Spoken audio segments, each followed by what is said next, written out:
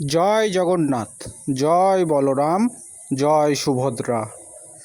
সকলকে জানাই রথযাত্রার আন্তরিক প্রীতি ও শুভেচ্ছা।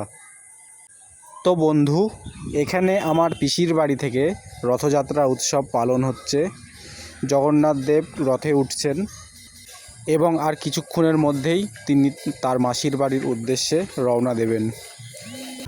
ভোগ নিবেদন সম্পন্ন হলো, আর এদিকে আমি হাসছি। এবারে কাছে থেকে দর্শন করা যাক আমাদের প্রিয় জগন্নাথ দেবকে। দেখো কত সুন্দর হাসি খেলছে মুখে। দীর্ঘ 1 বছরের প্রতীক্ষার পর মাসির বাড়ি যাচ্ছি আমরা।